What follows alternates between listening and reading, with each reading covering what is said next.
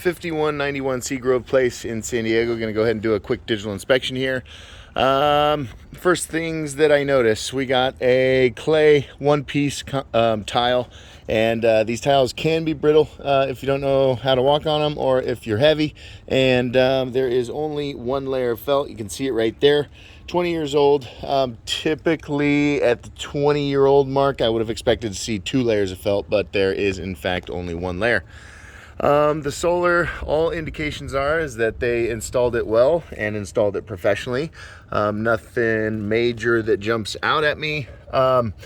These flashings and standoffs that they use typically do a really good job waterproofing. We see this broken tile here and another broken tile there, but that could very well be whoever maintains this bush right here.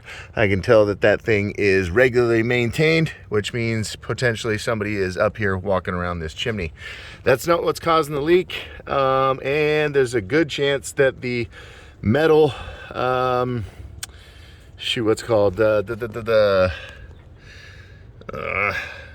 anyways, there's a big piece of a pan. There's a big metal pan underneath these tile that could go even higher than that cracked tile right there, which would mean that that crack is not actually causing any problems. Very limited what I can see underneath the tile. This roof is really tall and my ladder doesn't quite get me there. So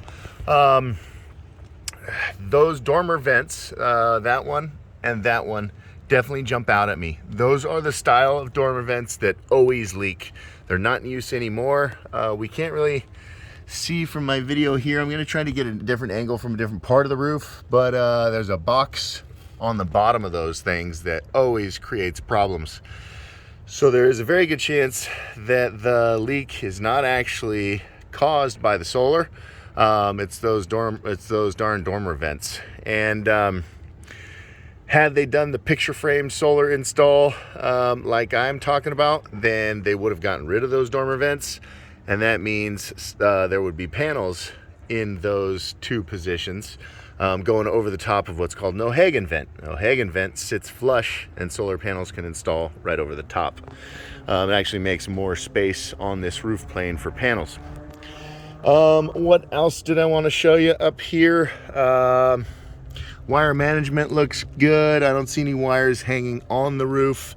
I'm very limited on what I can see underneath the panels, but I don't see any broken tiles there. Just to explain what a picture frame solar install is, again, these clay tiles are brittle and you got to walk on them to be able to install on them, and a lot of times you break a ton of them. So what we do is we strip the whole roof plane, put down red asphalt shingle, install the solar, and then put the clay tile around the solar panels to create like a picture frame effect. And it's the best looking because then the panels are super tight to the roof. These panels you can't see from anywhere, and so aesthetics aren't critical for this side of the house, but the waterproofing is much better. So there could be kind of a temporary quick and easy fix, but for a roof that's right at this age, it's already having leaks and broken tiles, I almost suggest, hey, let's bite the bullet, go for it, fix it once and be done with it.